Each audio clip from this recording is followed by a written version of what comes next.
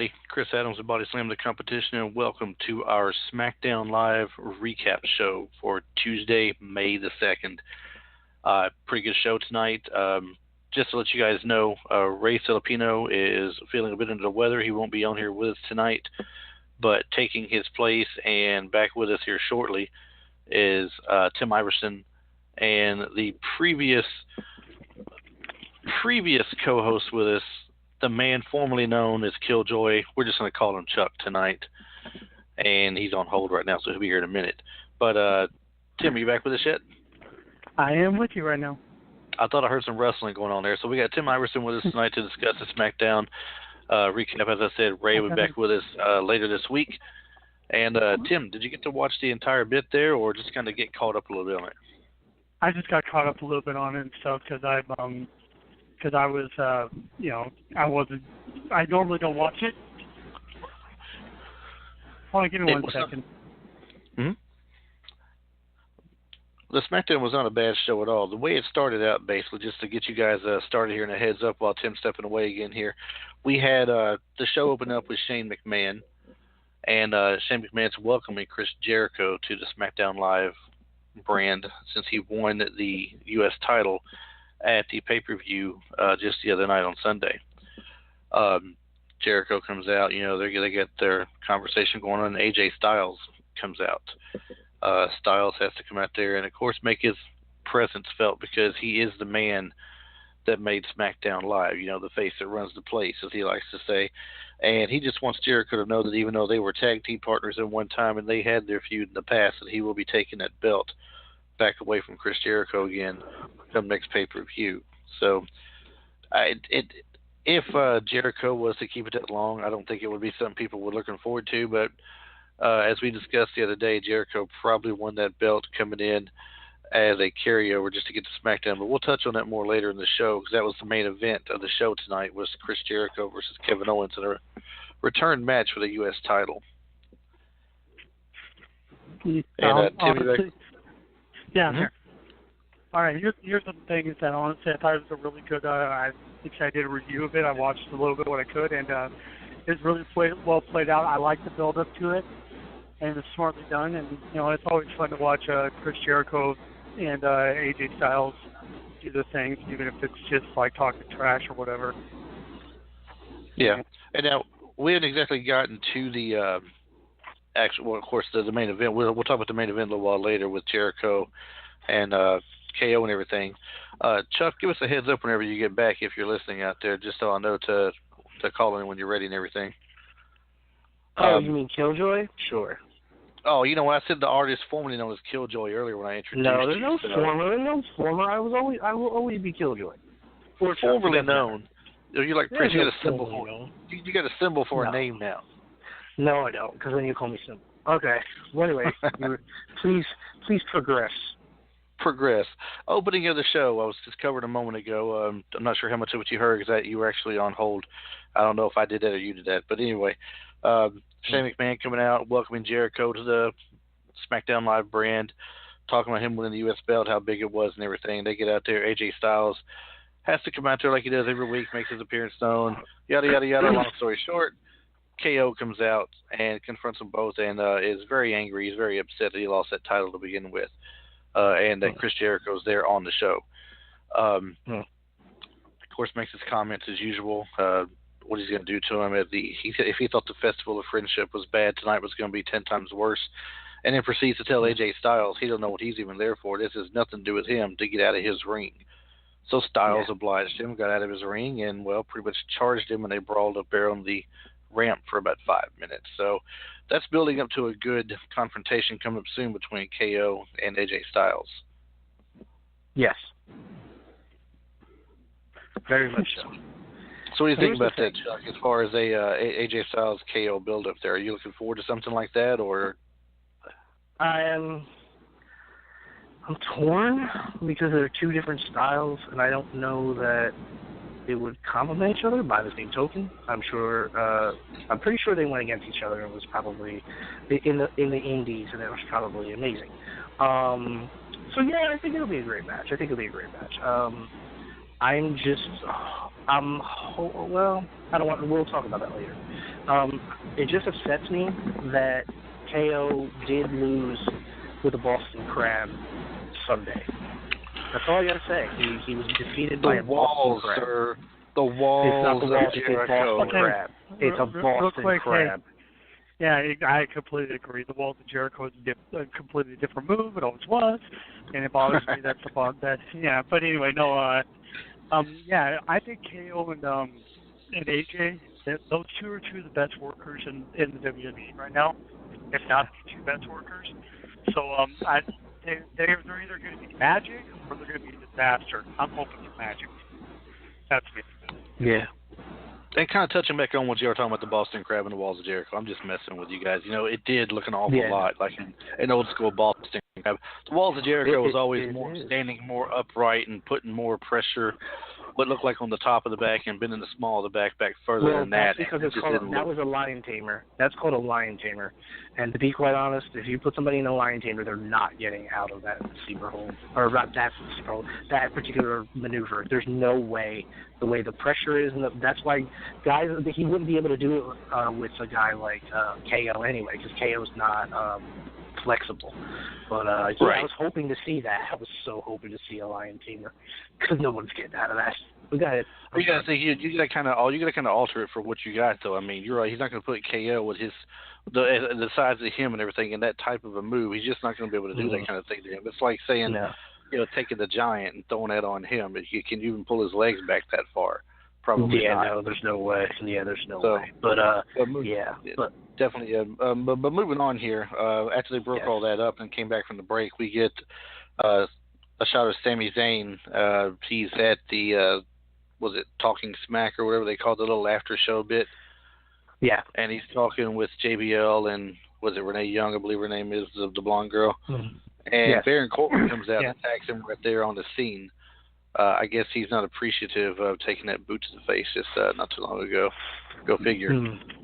So comes there and basically just dominates him in front of everybody there, decimates him is probably a better word for it, and left him laying. Let him know basically who the boss is, and he don't want to mess with him, which leads to a match with Sami in the ring. Now, I thought maybe at first they're going to bring out Killjoy's favorite person, coincidentally, Baron Corbin. As you refer to him, Baron Cardboard, which I still don't get because he's an excellent guy out there. You know what? Seriously, and I mean this. He's turning me into a fan. He's turning me into a fan because he's putting in the work, and he's dedicated. And you need a guy like that. Yes, he's not the best like on the mic and everything like that, but he's starting to be a very solid worker, and I'm starting to be a fan. I'm not gonna lie.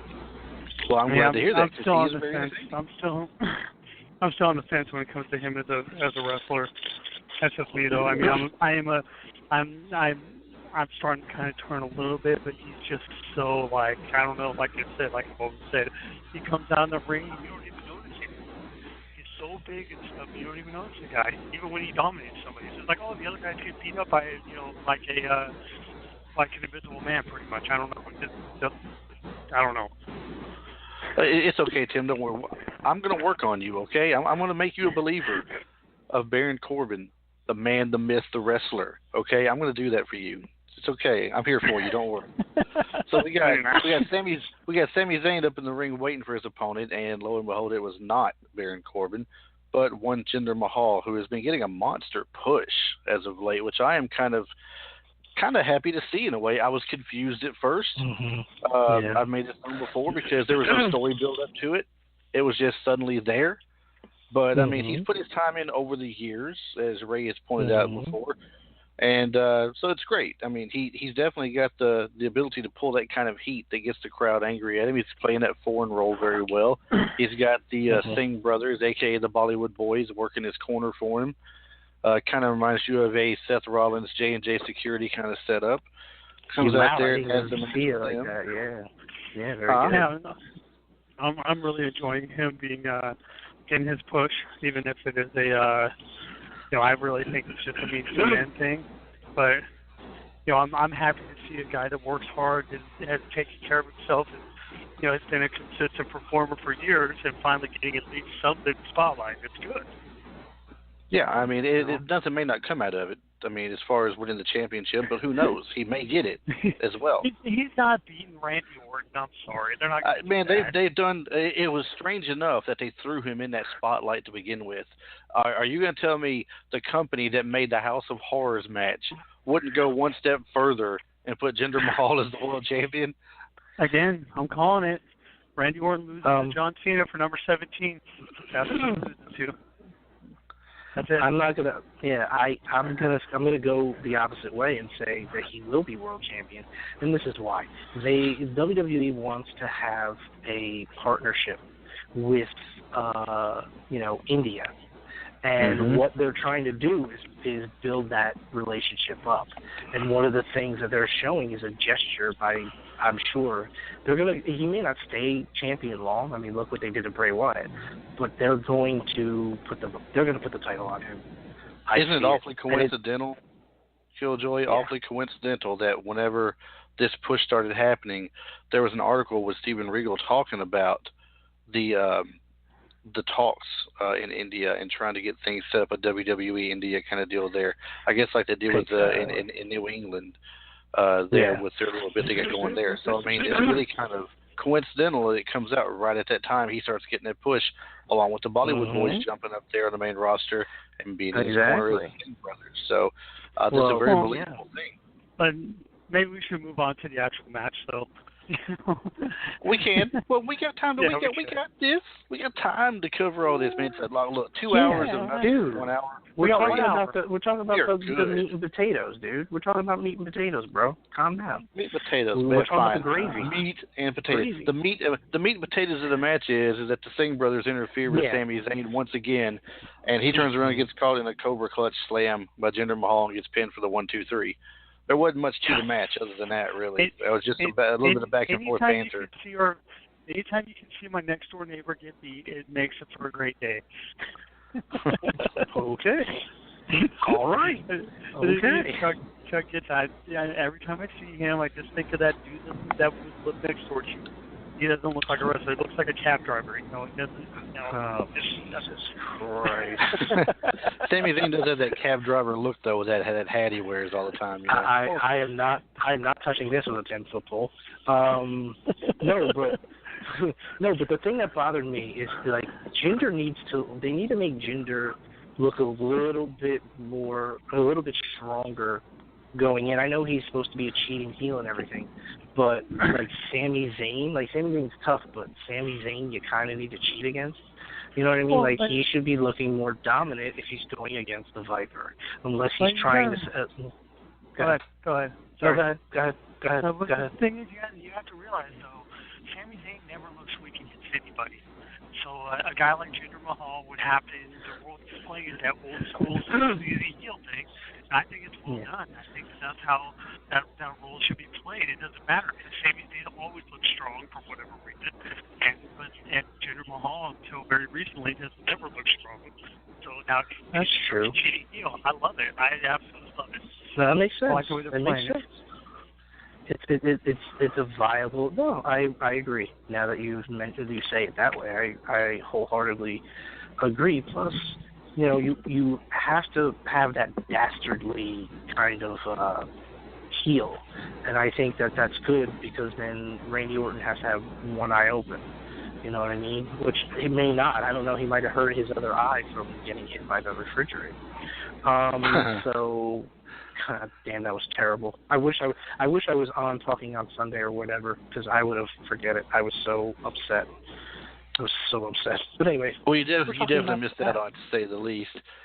The next match they had on there. Now, I want to ask you guys this.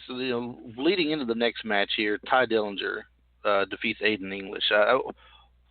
What do they have in store for Ty Dillinger? I mean, there's nothing really that's stepping up to be that's proven to be any kind of a good feud for him coming up right now on SmackDown. I'm not sold on him. I'm not. I don't see it. I don't, except for the 10 thing. I don't see it. He's a decent wrestler, but I don't see it.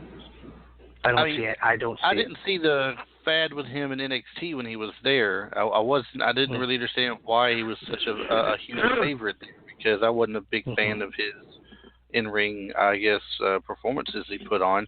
The thing with Sanity in the cage match he had though was great. The last match he had with Sanity and Eric Young was good. But I don't get what his role on the main roster is right now on SmackDown. I mean, they haven't really pit him up against anybody to come in and make a name for himself. He's taken on Aiden English. He's taken on Curtis Hawkins, I believe his name is.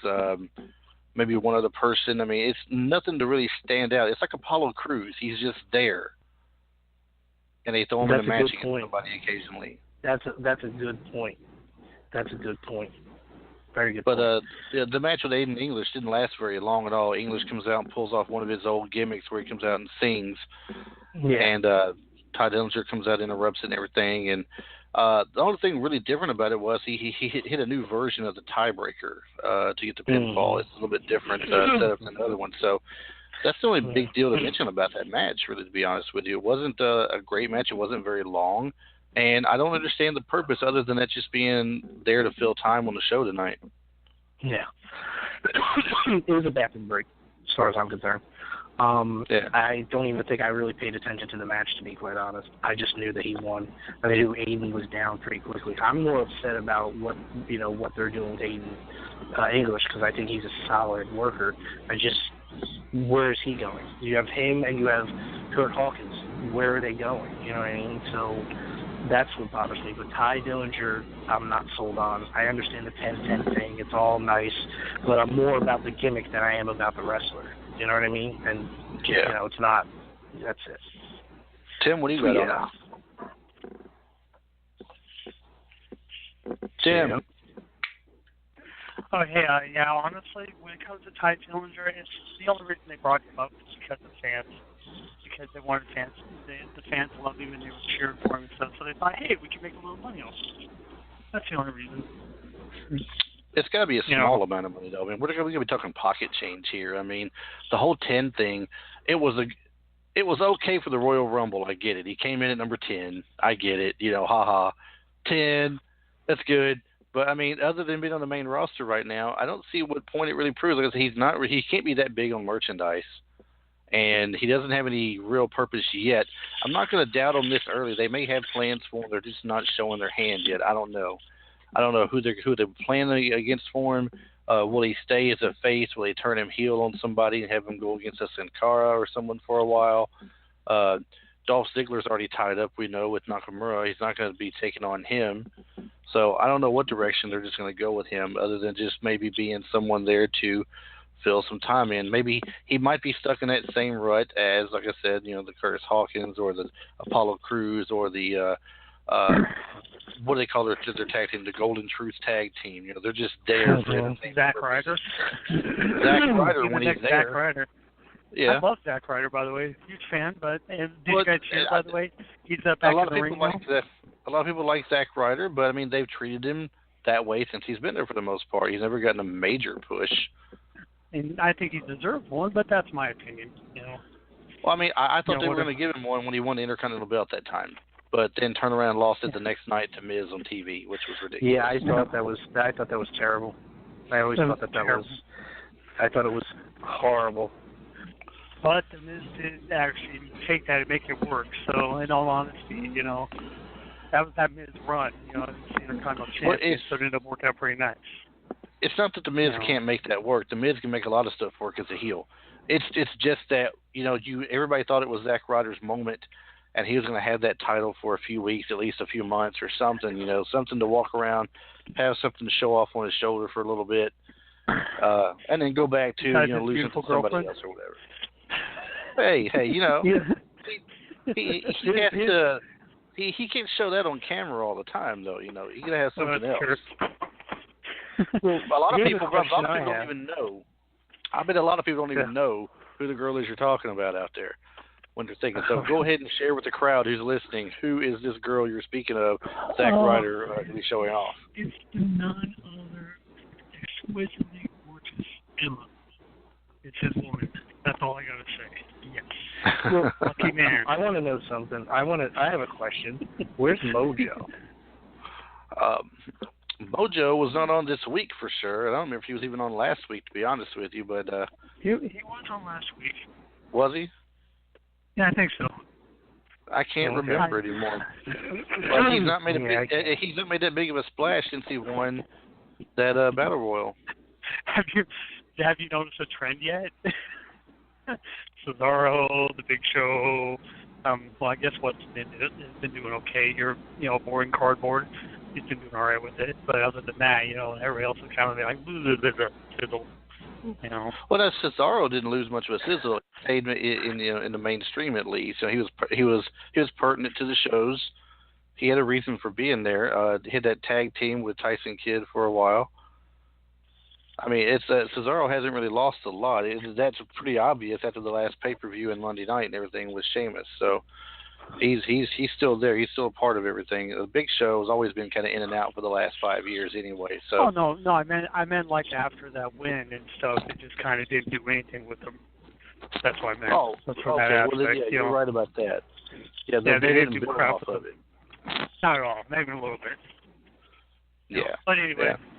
So the next match we're building up to here, Ray kind of pointed out last night when we were talking about the Raw recap that the Raw women's roster was bigger than the SmackDown women's roster. There's like 8 people for the women's roster on Raw versus what you have on SmackDown. And I believe they were all out there tonight. I mean, you had Carmella and Natalya going up against Naomi and Charlotte, and the only other one in the back that I can think of that wasn't out there was Becky Lynch. Yeah, that's no, Tamina Snuka. So they got 6. Well, when you count Tamina out there, she was outside the ring for them. But you had the match with, like I said, Carmella and Natalya versus Naomi and Charlotte, and they end up jumping Charlotte before the match starts back in the back and leaving her laying. So it comes out it's just Naomi taking them on to start off with. Doesn't do too bad for the longest time there. Actually does pretty well for herself. Then, of course, they get the upper hand on her. And then just as you think they're probably going to run away with the match because they're starting to beat her down pretty good, you hear Charlotte's music kick in. She's coming down to the ring, walking kind of slow to show off the injuries or fake injuries, faux injuries that she just took down there in the back, and takes the tag and comes in and she's on fire. The bad walk she had apparently wasn't too bad because she's moving like crazy in the ring now. Standard. And of course, there is a distraction, and they end up losing the match anyway. Charlotte and Naomi do to Carmella and Natalya. But the big deal about it is that after it was over with, Tamina Snuka gets up in the ring and they start beating them down. Before all this had happened, though, they were in the back and they had been talking to Becky Lynch. They've been trying to talk to her for the last few weeks to join their cause. Because it's not fair to all the other women that Charlotte's there, and Charlotte's this, and Charlotte's that, and then Naomi's got the belt. They should be all gunning for her. And Becky Lynch just kind of played it off, right? Wait, you mean Becky? I get a title match every other day, Lynch? Exactly. Becky. So this Becky's back here, and she hasn't gone for it for the last couple of weeks. Well, she comes out this week, and it looks like for a second she can't make up her mind who she wants to join. Charlotte and Naomi or the other group that's on the beat right now. So she turns around and starts shaking hands with all the women that are standing up to just beat the others down. She's going to join the committee. Welcome committee, whatever they want to call themselves. She gets to the end of it there, and it's Ellsworth, and he's wanting to shake hands, and she's like, no, we got to hug. We hug here. And he goes to give her a hug, and she slings him across into Tamina Snuka and starts beating on the other two. So she's decided she's aligning herself with Charlotte and Naomi. And you think that maybe the other two are going to get up and they're going to make a fight and clear the ring, but instead, as it probably should have worked out anyway, Becky Lynch takes a beat down as well from the group. She gets a few good licks in here and there, but eventually takes a beat down and is laying in the ring with the other two. Chuck, did you have any interest in this whole segment they put out there whatsoever? Or what's your thoughts on that with Charlotte being there now? I was interested, and then I took an Excedrin, and now it's gone. I'm only kidding. I like the idea of it. I didn't necessarily like it. I kind of wish that. But here's the thing. There's a mystery, and the mystery is Charlotte. She's the wild card. We don't know what she's going to do. I think by circumstance, she's going to be with Becky and what's her name? Naomi. Chick. Her too. I thought what bothered me is that when they had Charlotte in the corner, Tamina wasn't even touching her or trying to kick her. That bothered me. But then she landed a nice super kick that I thought took off her head, Becky's head. It's interesting. It kind of is interesting. I'm trying to wrap my brain around it. I'm not a big Becky Lynch fan, but I think the 3-on-3 is going to be. I like it. But I think it's going to be a novelty act, and then when are we going to get back to the actual wrestling? You know what I mean? There's storyline, and then there's wrestling. There's a good thing going on between Charlotte and Naomi, and I guess this is an only opportunity to get everybody together in the women's division and have a role. But I don't know. We'll see. Tim, I don't even know if they're going to put the belt on Charlotte right away, because if they pit her with Naomi, kind of like as another face on the roster, that would kind of push toward the whole thought of Natalya getting her run finally as the heel champion. You know what? I hate to say this, but what I see happening with this is Natalya's pretty much always been springboard for everybody. You know, that's what they use as motorcycle. Some guy can't drive 35 miles an hour down a road. He has to do 60 in a motorcycle. But anyway, no. Here's the thing: is that Natalya is one of my favorite female wrestlers. I honestly believe that she is super talented. Can you guys hear me? Yes. You're going in and out, but yeah. Yeah. Okay. Well, here this phone works. She is super talented. Natalya is. I'm a huge fan of hers, and I hate when they hate her. And I wish they would allow her the opportunity to get a heel run as a champion. So what I see happening is they're going to just push Carmella and Natalya is going to be the other one once again. I see Carmella being champion for next.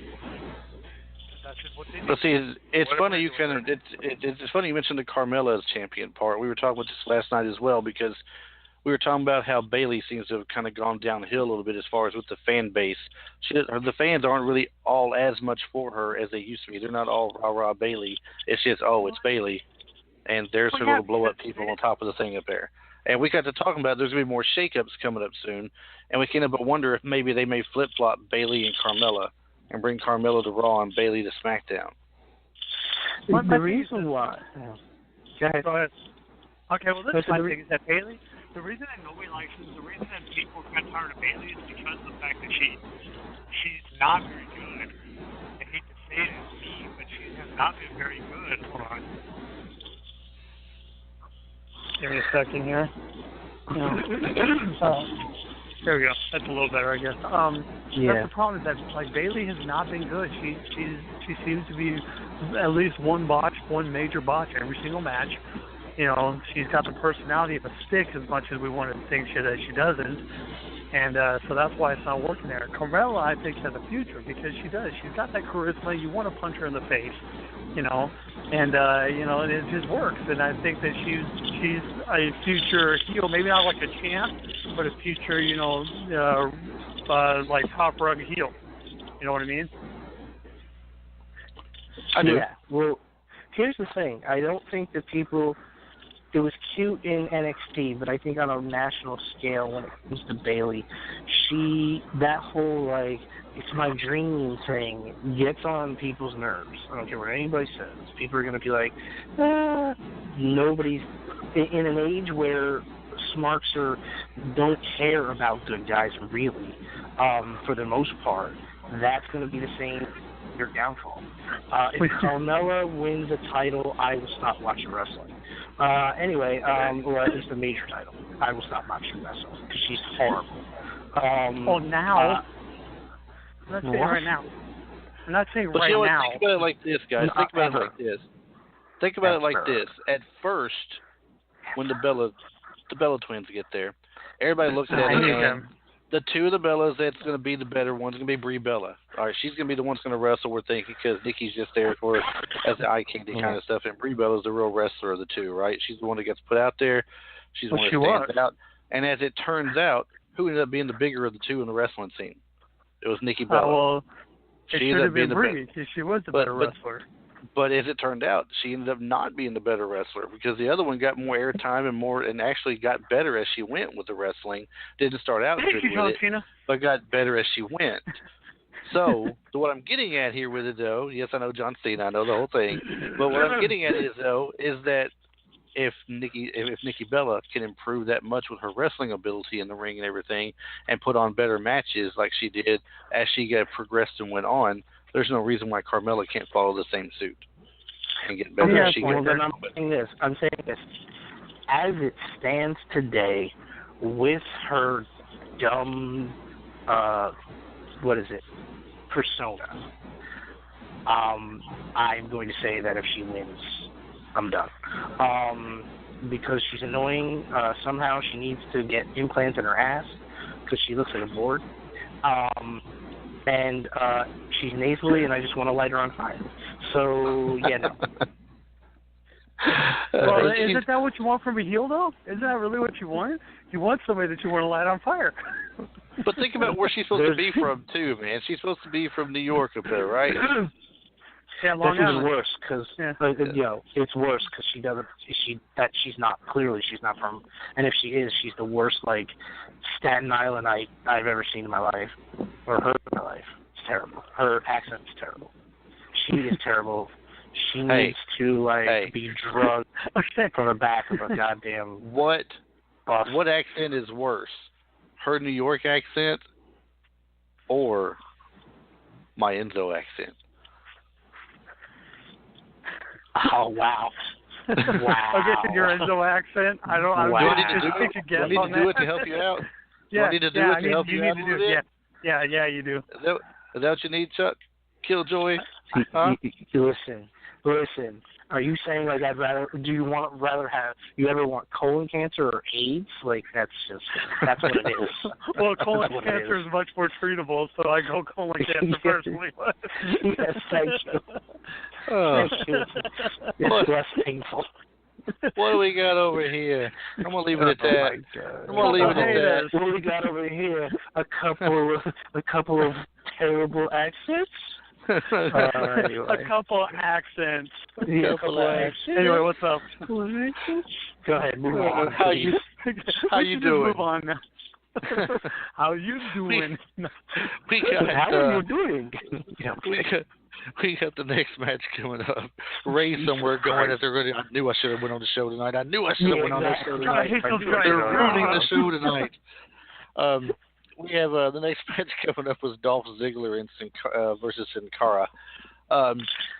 New look for Sin Cara to me. I haven't seen him on the show the last couple of weeks, but that was was that a new outfit for the week or something or what? I mean, I haven't seen him in that one before. I don't know. Did you see the match at all? I know Tim didn't see the match. I'm sorry. Did you see the match? Which match? I'm sorry. Sin Cara versus Dolph Ziggler. Oh, my stepson kept saying, "Oh, look, it's a morph." Because I'm morphing Power Rangers. You look like a morphin' ranger. I didn't know what to think of it because I hadn't seen him in that particular mask and get up and everything before. I don't believe it. At least not with that color and all. I'm used to seeing him more with that yellow and blue kind of look that he had on before and things like that, but not that shade and that color. It looked like almost like a full body suit too on top of it.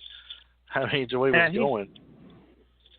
He's been doing stuff like that lately. When you see him, he's changing it up. He wears different stuff all the time now, which I think is kind of cool personally. You know, instead of just the same old crap all the time, I think it's cool that he changes it up because it's still the same basic idea. But crap. It's just new crap. That's all it is. It was terrible. That's terrible. But do you guys know the heavy looking like? Well, what I thought it was?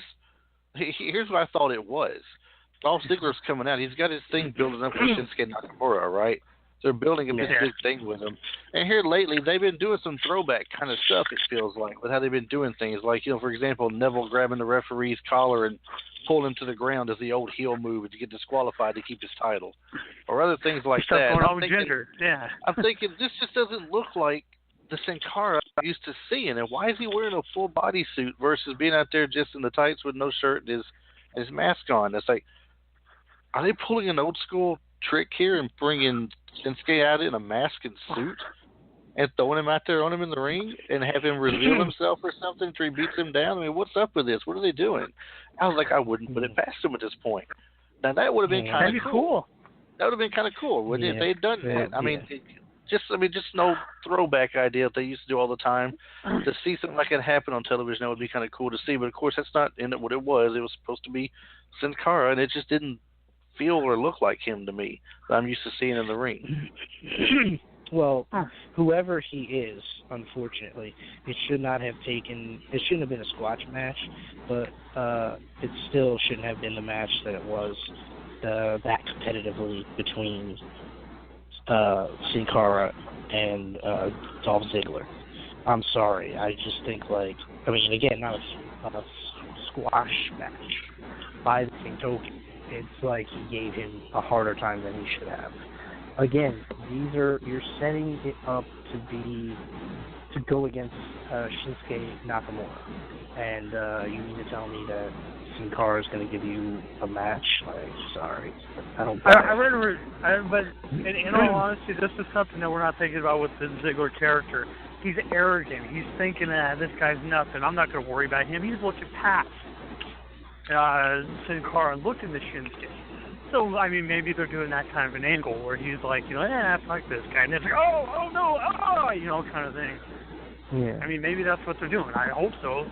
If not, it really doesn't make any sense. By the way, I'm actually a fan of the guy under the Sin Cara mask. I think Hunico's a very talented wrestler. I just, wish they would allow him to be what he is.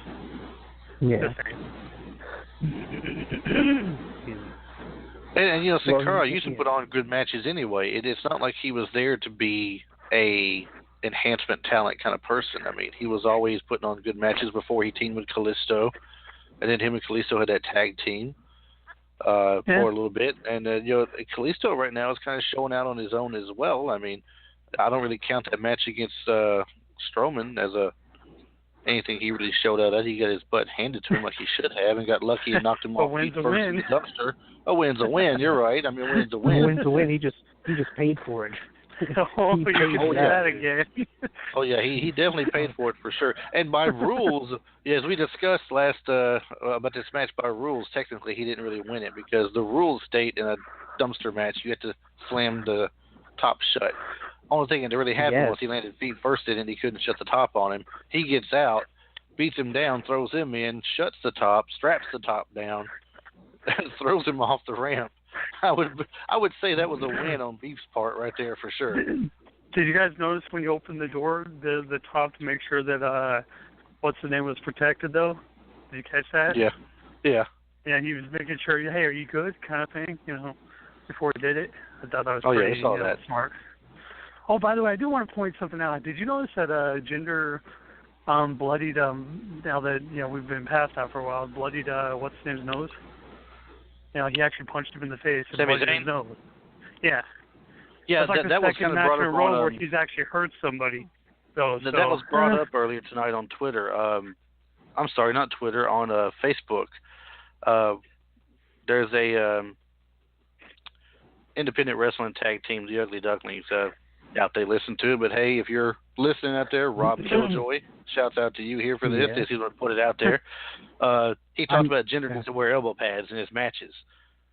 And someone's like, well, why? And he's like, you need to watch the product if you want to know why. He's practically hurt a couple people already. He got the guy tonight and got somebody else on the head, I think. What's his name? Neville. He basically bounced Neville's head off the ground, I think it was. Or was it Balor? It was Balor. Balor, yeah. Balor, yes. That's what I meant. Dude, he destroyed Balor with that. I think Balor had a concussion. And, that's what they said. Yep, that's what it was. I mean, so I don't know if he just needs to watch what he's doing, wear some elbow pads or something or what, but man, it looked pretty rough. Well, there's stiff, and then there's, which Randy Orton won't put up with that. We all know that. Randy Orton's famous for not putting up with crap like that, so he needs to tone it down a little. Well, he put up with it from Brock Lesnar, though, didn't he? Yeah, that's Brock Lesnar, son. What are you going to do against Brock Lesnar? A little bit of a different story, okay? Brock Lesnar could literally kill you with nothing. You know? No, they discussed that though. That's the thing is, yeah, that was discussed ahead of time. So yeah, that was a planned thing. Yeah. I wonder how much truth there really is in that, though. I wonder because there were a couple of people who actually confronted Lesnar backstage, Jericho being one of them, about how rough he was with Orton out there. So I wonder how much it really was discussed. Well, it was discussed, but it was only discussed between 3 people basically, like they had done before in the past with a few people, so a few angles. So yeah, it was discussed because Randy wouldn't have taken that. Like regardless, Randy would have been, and apparently no, he told him go for it because it would make for a good thing. I don't understand it, but okay, I wouldn't be down with that. But no, a bonus. Yeah, that was crazy stuff. Now, did you guys see or hear about the debut of the Law and Order spoof vignette that the Fashion Police Brazongo did called the Fashion Files? I didn't hear about that. Go ahead. Yeah. Thankfully, I missed it. I didn't see it. Yeah, so this is new. I didn't see it. Well, the problem was I had my stepkids and my son were like talking during that time. They were really loud, and I was like, because I wanted to see it and hear it. I wanted to, well, I saw it, but I wanted to hear it. I read that it was actually really, really funny and really, really good, and kind of showed who those guys were, and they're starting to give them more of a base and more of characters and stuff instead of just being what they are. They're starting to show the personalities of these guys, which they both have personalities and they both have a ton of charisma. So why not let them have it? That's what they did. Like what is it? They called what's his name called Chicago, the Big Apple, the Big Windy Apple City or something. Which is kind of funny, the Big Windy Apple City. I'm like, yeah. Well, what they need to do is have those guys be up there. They're amazing together in the ring, especially Dongo, dude. That guy can wrestle. That guy could really put work in. I don't understand it, and he has he has a personality. The problem is they have the dance, and that's not going away anytime soon because that's a fan favorite. You know what I mean? So, I mean, the fact is that he is definitely. Fandango is an extremely talented wrestler, and I'm a fan of him. I really am. Yeah. I'm happy to see the tag team get a push. That's great. Yeah. I mean, it's putting more talent out there for people to see, and they've been kind of deserving of something for a while, other than just being on the back burner or the joke team of the show. I mean, they need something. You got to throw a bone their way every now and then at least. So they may not be a headlining tag team that's going to headline WrestleMania. But, I mean, you can definitely get some work out of them on television and have them in some feuds of people like the Usos or a tag team like American Alpha if you wanted to, or the people that they beat anyway to get to where they were as the number one spot. The faux Road Warriors there, the Ascension. The Ascension terrible. The faux Warriors. The faux Warriors. Honestly, the Brazzago team could totally be a like that spoiler team, that that underdog spoiler team. Right. Slip a couple in here and there, shock people. Yeah, so I like it. I'm really enjoying that these guys are getting an opportunity. Mm-hmm. I like what Smackdown's doing. So something else good SmackDown did tonight was the main event they put on. I thought. Now that takes us to our, of course. Closing up the show, we got 15 minutes left to fill here, so we got plenty of time to talk about the match. But main event of the night, Kevin Owens versus Chris Jericho back for his U.S. title he wants back again. And we discussed this before the pay-per-view got there. Last Saturday, we had a preview show, prediction show, whatever you want to call it. And I had told Mike that I thought what was going to happen was Jericho was going to win it, and it was just a way to get him off the Raw roster to the SmackDown roster because they need to make some room to get people like Finn Balor on TV more and something other than just a filler role as a surprise tag team partner or something. And Jericho's got his TV time while he's there, of course. This takes that away and puts someone like Balor more out there in the mix now. Jericho can go to SmackDown, be on there for a minute, And then, his Fozzy tour is about to kick off. And if anybody hasn't heard the new song they got called Judas, go listen to it. That thing rocks. I'm serious. It's great. Dude, I'm telling you, it's good stuff. And hopefully I'll be seeing Fozzy in Asbury Park, I believe. And hopefully I'm getting backstage passes so I can meet the GOAT. I will be so happy. If you do, tell him he's on our list. Okay? He's on the list. He's on the list. It's a good list. It's a good list. Okay. I'm sure that's the first thing that's going to come out of my mouth. I bet. The first thing that's going to come out of your mouth will be a high-pitched squeal. He's gonna be like, hey, there's this cast of pods, and they're like these guys, and I know them somewhat, and they're pretty cool, but they slam competitions or something. I mean, they do something with bodies. Oh my God, you're great. You're in front of me right now. Oh my God. Dude, I don't know what you're talking about. That's what he's gonna be like. He's like a little girl. Look, I'm just going to go to oral, dude. That's all I'm going to do. Starts going straight fangirl in the back of the bus on him. And, I'll tell him when he goes to refuse, I'll just be like, just go with it. Just go with it. You want to throw a wig on? Yeah, exactly. I'll say, hey, I shaved my legs for this, okay? Shave his beard off. All right, look, I'll tell you what. Hey, if it works out that way, I don't want details, okay? I just don't. Yeah. No, you know what I'm going to say? You know what I'm going to say to him? I'm going to be like, look, here's the deal. I have to do this impersonation of this is really bad impersonation of Enzo and Cass. I know you're not Enzo and Cass, but this is from Body Slam the Competition, this kid Chris. I'm just going to, I'm going to do that. And then I'll say, make sure you listen to Body Slam the Competition before security throws me out. Exactly. I knew you were going to do that. You're a cool guy. See, that's why you do kind of that stuff. Okay. But maybe we need to get to the match, guys. But if you don't do it, okay? You just made the list. That's all we're going to say. So, the match. It was a good match. I mean, I definitely figured it would be a great match. But these two, they put on some good ones before. And it kind of came out just like I called it, really. I mean, Jericho got over to SmackDown and turned it right around and lost the belt right back to Kevin Owens. It was just like a transition to SmackDown is all it was, a reason to get him on the show. And now that he's on there, KO's got the belt back. Jericho's got the reason to be out for a while now, too, because he got beat down after the match.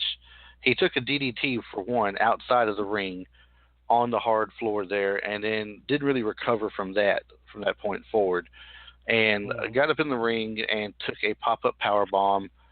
Took the super kick first, and that almost put him out, but then took the pop-up powerbomb pretty much, and he was gone at that point. They did have a little bit of a back and forth like they did at the pay-per-view. Jericho tried to put his hand inside the stairs again and do more damage to the hand, but he didn't get that chance. Owens escaped. So no more damage done to that hurt hand that he had there to begin with. And after that pop-up powerbomb, he got to 1, 2, 3. Owens gets the belt back. He goes to leave. The medics up there checking Jericho out because he'd taken that shot to the head with the DDT down there and then hit the back of his head hard in the ring mat there to take the pop-up powerbomb. And Owens wasn't done yet. Owens went back and gave him a second pop-up powerbomb. And goes ahead and gets out of the ring at that point. They're trying to get Jericho out of there. I take it back. He tries for a third pop-up powerbomb, but when he throws him to the ring, Jericho just falls down. He can't even stand up anymore. So there's no even falling off the ropes at this point to take a third when he can't even stand up. So Owens goes to leave. They try to take Jericho out. They stand him up. They got him. They're carrying him, one step at a time here. And then here comes Owens one more time, runs down and just bulls right through him as he's being carried out and knocks him back down to the ground. The biggest thing that he did that's going to be the storyline to keep Jericho out for a while, he puts his head inside of a steel chair. You know how they'll put someone's ankle in and fold the chair up or something? Mm-hmm. They put his head up there and fold it up around his neck and throws him into the turnbuckle, or into the steel post, rather, with that chair on there, and it makes it look like a bad neck injury is probably going to come out of it or something. So I'm sure they're probably going to work an angle similar to that. And Jericho will be gone for a while, and I guess doing the whole Fozzy bit there. And this will get Owens time to go ahead and start feuding with AJ Styles and kick that underway there. Yeah. Yeah, I mean, honestly, those two are magic anyway. I think, it's two. I was for the whole, I just, when it comes to the whole, SmackDown seems to have all the personalities. They seem to have most of the wrestling talent. I mean, I don't know what they're doing over on that other show, but whatever. I mean, let's face it. There's a reason Chris Jericho gets TV time, because he's maybe the best mic man they have, period. The guy is ultra talented in the ring, ultra talented on the mic, and I'm gonna miss him while he's gone. But it gives other guys a chance to get a little bit of spotlight, and it's gonna be good for them, I think. Well, with Jericho, two things. I consider him definitely the GOAT because of the entertainment factor. Just like you said, he's entertaining. He can wrestle his ass off. He's on the mic. I think the only other one I think would be Kurt Angle, because Kurt Angle's a pure wrestler. He has the best gimmicks now, multiple, because you have the It, and you have the Lift, and you have, Drinking In Baby and all that stuff. That being Drinking In, man. Yeah, Drinking In, man. That being said, what could happen, to be quite honest, that could be the last match you see. Because you have to understand that Jericho, who wrote off his one departure, which was him kicking and screaming and everything like that, he wrote that. People thought, they're going to be jobbing him out and everything, and that's not it. You may have just saw tonight the last Jericho match. You may have. It's possible. It may be. I don't think it's so. very possible. No, it's getting long. He's getting long in the tooth. He knows it. He can't do that much anymore. If he comes back, he may come back as some kind of, I wouldn't say behind the scenes, maybe like a figurehead or something like that. GM type role. Yeah, GM type role. Oh, imagine him in a GM. Imagine him doing color commentary. Yeah, we thought about that. I thought about that. Oh my God. That wouldn't be a bad way to go. I mean, that wouldn't be a bad way to go. He would definitely be God. It kind of reminds you of a Jerry Lawler-ish kind of commentator where he's just cracking jokes the whole time. Yeah, but I almost feel like it would be a waste. I feel like it would be a waste of his talent. It sucks to say. I don't know. Like he's such a performer on a high level that I don't know. Like if he could do behind the scenes stuff. Or out of I don't know how to explain it without being I just don't. From my understanding is that he came up with the Money in the Bank idea. He's constantly reinventing himself, and I'm pretty sure if you were to put him in that kind of a role, in a backstage kind of a role, he would be helping these guys to create greatness because he's so smart. Yeah, that's true. That's true. He's so smart. He's got such great ideas, even for himself. I mean, he can literally do anything. Compare this, this character to the one where he was in the suit and tie and that whole deal, and then the one before that one, and they're all completely different yet all the same. And the guy is amazing. And I think that using somebody like him could really help the younger guys that don't quite get it, they don't have that mindset, But what will he want to do ultimately, though, when he starts to get older? I mean, will he want to be a part of wrestling at that point, or is he one of those rockers that can't give up, life and music either? He cannot. I don't think he's going to be able to continue putting time into both as he gets older, really. But I think he'll give up wrestling first, not even close. I mean, not even close. He said that his dream was to always be a rock star from the time he was a little kid, instead of wrestling secondary. Yeah, but I don't think he has the popularity with Fozzy that he does as a wrestler. Plus, he's always going to love wrestling. You know what I mean? He's done it for so long, and that he's never complained about it. You know what I mean? He's not one of those bitter guys. In fact, he said, "I don't want to be the kind of guy that." Years ago, and it's weird when he left, like one of the first or second times, he was like, he went on a weekend where it was like, the signings and everything, and he was like, it looked like one of the scenes from The Wrestler where you get these old guys that come in and they wait and everything. He's like, I'm not that old. I'm not at that place. And that's when he decided to put the wrestling boots back on. I don't think he may surprise me. You know, it is Chris Jericho, but I think he may be seeing the last of Jericho in the ring. I hope not, but I understand where you're coming from with that. I hope not. But one thing, I am glad that basically they passed the torch to the next great Canadian wrestler.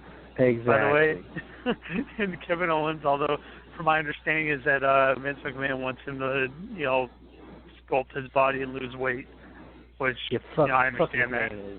Fuck McMahon is out for that. I understand that, but that's Vince, and you know what? Look at Jinder.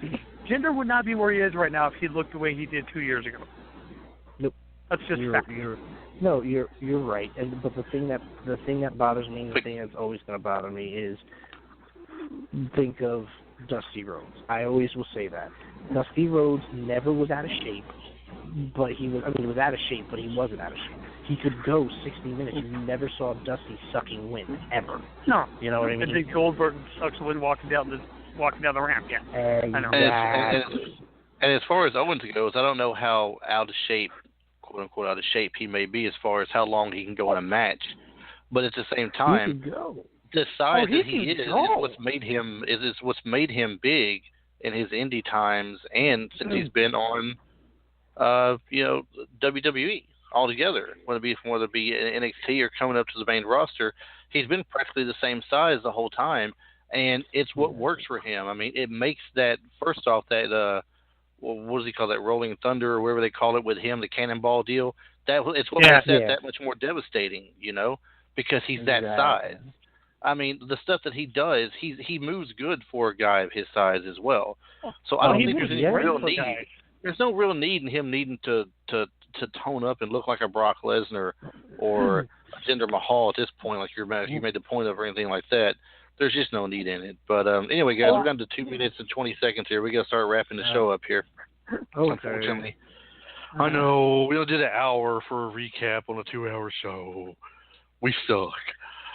But usually we can already knock this out like with 15 minutes to spare. We just kind of drug it out a little bit. Anyway, thanks to you guys both for coming on tonight, by the way, and helping take the place of Ray being out in his absence and everything. I do appreciate that sincerely. It's always good to have you guys on.